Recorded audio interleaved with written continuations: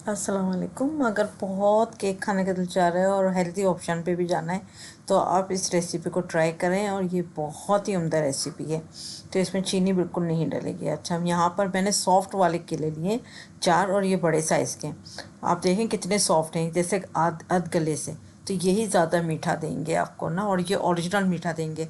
तो और अगर आपके पास ओरिजिनल शहद है तो वही इसमें इस्तेमाल होगा, और इससे ज़्यादा इसमें कोई चीज़ नहीं आएंगी। फिर इसको अच्छी तरह मैच करने के बाद 2 अदद इसमें अंडे डाल दिए हमने। अंडे डालने के बाद हमने अच्छी तरह से इसको फेंटा है। बहुत अच्छी तरह फेंटने के बाद फिर हम इसमें वनीला एसेंस डाल देंगे 1/4 टीस्पून के जितना। इसको भी अच्छी तरह से मिक्स कर लेंगे। उसके बाद सिर्फ 1.5 टेबल स्पून इसमें ऑलिव ऑयल जाएगा, सिर्फ 1.5 टेबल स्पून, और वो भी एक्स्ट्रा वर्जन ऑलिव ऑयल। अच्छी तरह इसको भी हमने करा मिक्स। अच्छा, मेरे पास पड़े थे ओट्स, उसका मैंने आटा बनाया। तो 1.5 कप मेजरमेंट वाला कप जो है मैंने रखा है अपने पास। अभी मैं इसमें थोड़ा सा डाल रही हूँ, 1 कप। उसके बाद मैदा इसमें मैंने 1 कप मेजरमेंट वाला कप लिया, लेकिन मैदा भी मैंने इसमें अभी आधा डाला है। और ओट्स का आटा इसमें मैंने 1 कप डाला है, मैदा इसमें मैंने आधा कप डाला है। पूरी रेसिपी में ये यूज़ हो रहा है। जो चीज़ें वो मैं आपको कैप्शन में भी लिख दूँगी, लेकिन यहाँ भी मैं आपको बता रही हूँ कि मैंने आपको पहले ही बता दिया है कि मैंने कितना यूज़ किया है, लेकिन थोड़ा थोड़ा आगे तक डालूँगी।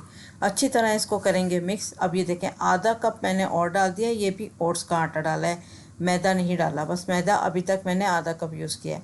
तो ये हेल्दी ऑप्शन पे जा रहे हैं हम, तो हमने यहाँ पर ओट्स का इस्तेमाल किया है। तो आपके पास जो घर में ओट्स होते हैं उसको आप चॉपर में चॉप कर लें, ग्राइंडर में, तो वो पाउडर बन जाएगा। उसके बाद ग्रीक योगर्ट जाएगा 100 ग्राम। आपने 100 ग्राम जो है दही को छन्नी में रख दें 2 घंटे के लिए, 1 घंटे के लिए। वो पानी सारा उसका निकल जाएगा, फिर ये गाढ़ा हो जाएगा। उसके बाद हमने दोबारा थोड़ा सा इसमें ओट्स का आटा डाला है, तो कुल मिलाकर इसमें 1.5 कप ओट्स का आटा यूज़ हो चुका है। तो अच्छी तरह इसको मिक्स करें। अगर यहाँ पर भी आपको थोड़ा सा पतला लगेगा, क्योंकि डिपेंड करता है कि आपका ग्रीक योगर्ट कैसा है, डिपेंड करता है कि आपका आटा किस तरह का है। तो उसके बाद इसमें दोबारा फिर हमने मैदा डाला है आधा कप। तो आधा कप पहले डाला था, आधा कप अब डाला। तो कुल मिला के मैदा हो गया 1 कप, और ओट्स का आटा हो गया 1.5 कप। बस इतने ही चीज़ें डाली हैं इसके अंदर। अब इसको करेंगे थोड़ा हम मिक्स अच्छी तरह से। अगर फिर भी आपको यहाँ पतला लगता है तो ओट्स का आटा डाल दिएगा। मैदे का इस्तेमाल 1 कप से ज़्यादा नहीं होगा। और अच्छा, हनी लिया है हमने, शहद 3 टेबल स्पून। आपके पास अच्छा प्योर हनी होना चाहिए, तो फिर 3 टेबल स्पून डालें। बेकिंग पाउडर 1 टीस्पून और बेकिंग सोडा 1 टीस्पून, हिपफुल। दोनों चीज़ें 1 टीस्पून जाके इसको अच्छी तरह करेंगे हम मिक्स। उसके बाद डार्क चॉकलेट ली हमने 130 ग्राम, इसको चंक्स में काट लिया था। इसको भी अच्छी तरह मिक्स कर लेंगे बस।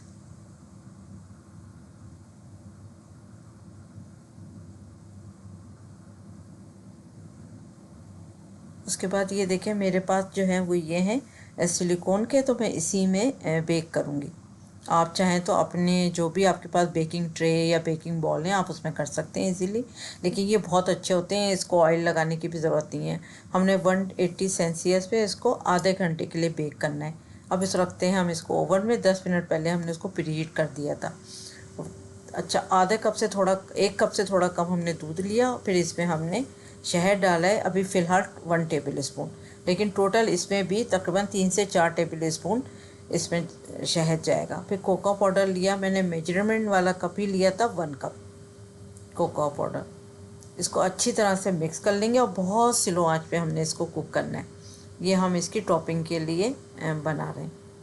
अच्छी तरह मिक्स करने के बाद फिर हमने 1/4 कप दूध में और 1 टेबल स्पून कॉर्नस्टार्च डाला, और उसको अच्छी तरह से हमने मिक्स करके इसके अंदर डाल देंगे। और बिल्कुल स्लो आंच पे हमने इसको कुक करना है, इसको गाढ़ा करना है। ये देखिए इतना गाढ़ा हो चुका है। अब बस चूल्हा बंद कर देंगे, हम साइड में आ जाएंगे और इसको चमचा चलाते रहेंगे। जितना करेंगे तो ये क्रीमी सा टेक्सचर हो जाएगा। तो देखिए हमने वहाँ पर 1 टेबल स्पून डाला था, फिर हमने यहाँ 2 टेबल स्पून मज़ीद हमने शहद डाला। अगर आपका शहद थोड़ा कम है, मीठा कोको थोड़ा ज़्यादा कड़वा है, तो आप इसमें 1 टेबल स्पून मज़ीद शहद डाल सकते हैं, लेकिन मैंने 3 टेबल स्पून डाला है। अब अच्छी तरह से इसको, जब तक ये ठंडा नहीं हो जाता, हमने इसको इस तरह से विस्क की मदद से हमने इसको फेंटते रहना है। देखें केक भी यहाँ पर हमारे हो गए हैं रेडी। अब ठंडे होने का इंतज़ार करेंगे। ये देखें ये बिल्कुल ठंडे हो जाएंगे, देखें कितने इजीली इसमें से निकल गए, जबकि इसमें हमने ऑयल भी नीचे नहीं लगाया था। अब हमने इसमें एक एक जितनी भी लेयर थी उस पर हमने 2 टेबल स्पून हमने पूरे अमेज़े को लगाया है।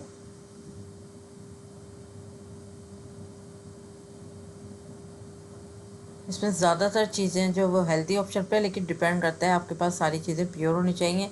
जैसे शहद आपके पास बिल्कुल प्योर होना चाहिए, और ओट्स का आप ये बना रहे हैं, मैदा 1 कप ज़रूर इसमें जाएगा क्योंकि ठहराव के लिए ज़रा।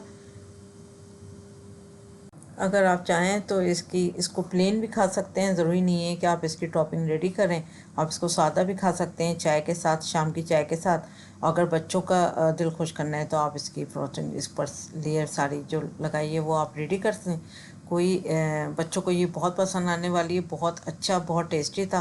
पहले भी मैंने आपको केले वाली जो है, केला और ब्लूबेरी की रेसिपी बताई है, और आज मैं खाली आपके लिए ये केले की लेकर आई हूँ और ओट्स के साथ। उसमें भी ओट्स डालता है, इसमें भी ओट्स डाला है, लेकिन इसमें ब्लूबेरी नहीं डाली है, और इसमें शुगर का इस्तेमाल बिल्कुल नहीं किया गया है। जितने सॉफ्ट केले यूज़ करेंगे उतनी ये रेसिपी बहुत ज़बरदस्त बनेगी। अब जिस चीज़ से चाहें आप डेकोर करें, आप चाहें तो ब्लूबेरी से करें, केला भी लगा सकते हैं शहद के अंदर डिप करके। जब आप केला इस पर लगाएंगे तो केला काला नहीं पड़ेगा। ज़रूर बताइएगा ये रेसिपी किस किस को पसंद आई है, और ज़रूर बनाएं, हेल्दी ऑप्शन है ये, और बच्चों को और बड़ों को सबको पसंद आने वाली है। Thank you for watching. दुआ में याद रखें, अपना ख्याल रखें, फ़ीडबैक ज़रूर दें। अल्लाह हाफिज़।